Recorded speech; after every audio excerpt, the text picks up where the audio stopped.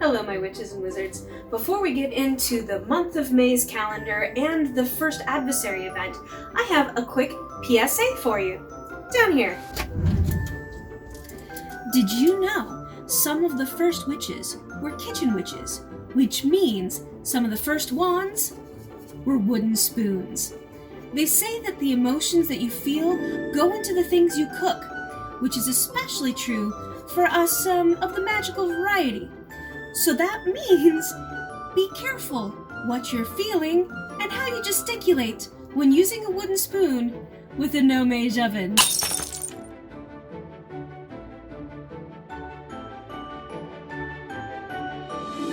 Yeah, consider that a public service announcement.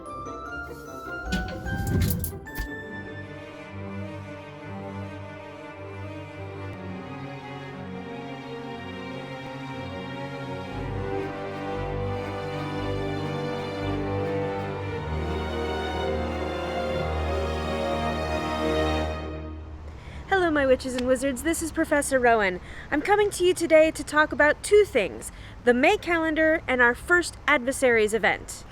Though I have to admit it's very hard to focus considering how beautiful it is outside. I mean, seriously.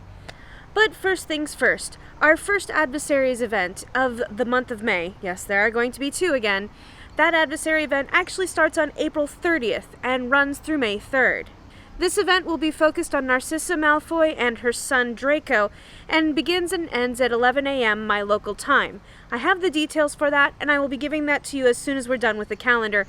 The second that the adversary event ends, our first brilliant event, or our brilliant event for May, that is another two-parter, so the first part of that brilliant event will be starting. Creature Discomforts runs from May 3rd through May 10th. Again, beginning and ending at 11 a.m. my local time.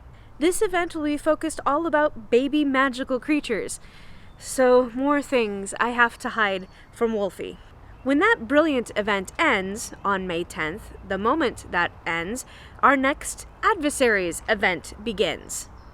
That adversary event runs from May 10th through May 13th. It focuses on Fenrir Greyback and Gilderoy Lockhart. Also, on the 11th is the new moon, so you're most likely to find your Death Eaters in that time frame as well. Thankfully, once that adversary event is over, we're going to have a couple days off before Community Day.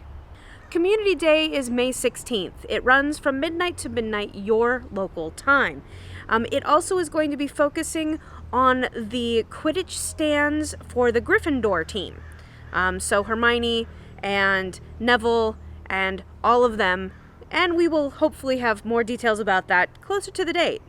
On May 17th, the following day, at 11 a.m. my local time, is when the second part of that brilliant event drops. That brilliant event is going to be running from the 17th through the 24th, at 11:11 my local time. This is again focused on baby magical creatures. And it does look like we're going to be seeing foundables that in the wild that we haven't seen before. So I'm actually kind of excited about that. Also, the full moon will be happening as soon as this event is over, so you'll be collecting your werewolves at that time. We have a lot going on in May. 2 adversaries events, 2 brilliant events, and a community day. And I've got a lot going on in my personal life, too. Semester end, you know what I mean? Let's just embrace the end of the school year together and now talk about the adversaries event. The adversary event is focusing again on Narcissa and Draco Malfoy. That is definitely a mom I would not want to have parent-teacher conferences with.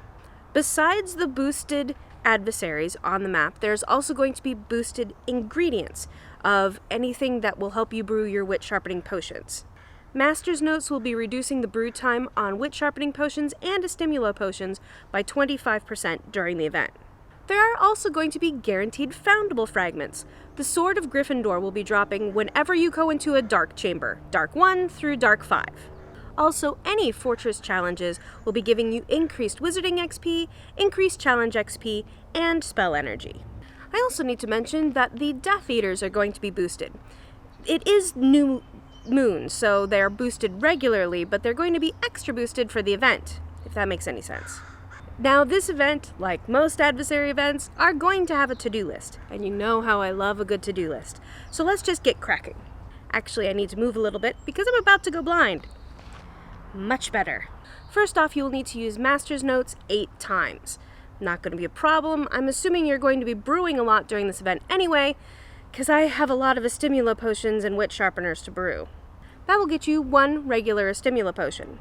You also need to defeat oddities, specifically the Death Eater oddities, and you need to defeat 10 of them. 10 Death Eaters will give you 20 spell energy. You need to return 2 Swords of Gryffindor. Remember, those are guaranteed in Dark 1 through Dark 5. 2 swords will give you 1 silver key. You need to earn 1,750 challenge XP from either the fortresses or from battling the adversaries. And considering that you're going to have to go into Dark 1 through Dark 5 at least twice in order to get those 2 swords you need, I don't see that this is going to be an issue. Collecting all that challenge XP you are going to get anyway, doing all the other parts, will be giving you 6 ginger root. Now you need to return 20 adversary fragments from either Narcissa or Draco Malfoy. Since I usually get 4 artifact fragments for each adversary I face, that should not take me very long at all. In fact, that should be accomplished by completing the other parts of this quest. But those 20 fragments will get you 2 potent Estimula potions. You need to defeat Draco Malfoy himself 4 times. You need to defeat Narcissa Malfoy herself 2 times. So 4 times for the son and 2 times for the dodgy mother. Both of those will give you 1 defense against the dark arts books. You also need to deal 25,000 damage to adversaries, but considering how much of a beating both Draco and his mother take, you're going to get that in completing the other parts. That will get you 1 more defense against the dark arts book. Completing the entire to-do list gives you 5 more defense against the dark arts books, 500 wizarding XP, 80 gold this time, and spell energy. Now, there will be a bonus task with this one, and I do try to get to the bonuses, but I completely understand if that's not going to be feasible, especially considering how often Narcissa Malfoy dodges. I swear she's worse than Erklings. If you cannot finish the bonus task, do not sweat it out.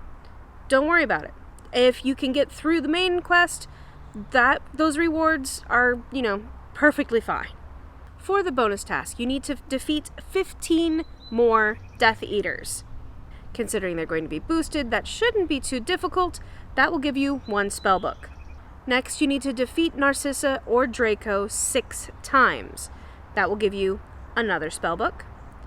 And finally, you need to defeat either Narcissa or Draco or any combination thereof 10 times. Now, this doesn't reset. You go to 6, and then it's 4 more. That will give you 1 more spellbook. Completing the entire bonus challenge will give you 5 more defense against the dark arts books, 1,000 wizarding XP, 40 gold, and spell energy. My tips and tricks on how to get through this event are pretty much the same for any other adversary event. Make sure that you are always brewing. Something's always bubbling away in your cauldron, either an Estimula potion or a wit sharpening potion, especially with considering how much wasted spell energy and wasted potion usage you have with Narcissa with her dodging. You're going to need several of them. There is nothing here that says you have to use an edible dark mark, and there's nothing here that rewards you with an edible dark mark. However, if you are not in an area where they are easy to find, you're going to have to use one. There, however, is no guarantee that an edible dark mark will give you the ones you need. Otherwise, be willing to use a combination of a Estimula potion and wit sharpening potions whenever you're facing the main adversary. Don't be afraid to use your Estimula potions. You're going to need to get through all of this. Also, it helps to have a couple healing potions sitting around. I'm not just saying this as a potions professor. I truly believe that good potion usage is vital in an adversary event. What about you? Do you have any hints and tips on how to get through these events? If so, please leave them in the comments below. Also, if the heads up that we are able to give you is helpful for you, like, subscribe, share. It really does help us out. Thank you so much to our patrons, because you guys help make the consistent amount of crazy that's in my life, to be honest, possible. And if any of you are actually responsible for the amount of crazy, I would really appreciate it if you would stop. Though let's be honest, the amount of crazy in my life is entirely because it is my life and I have chosen it to be this way.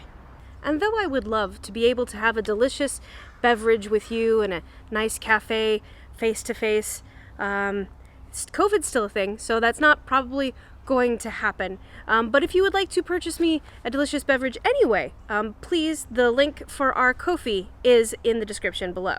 Thank you all for your continued support and being here with us through these interesting times. I really appreciate how you guys have helped me keep what little sanity I have left. So until we meet again, protect whatever sanity you have left. And that means to keep your eyes peeled, your ears open, and your wands ready. This PSA has been brought to you by my love of Alton Brown and chocolate chip cookies. Ready, set, bake! Oh yeah, and that show too.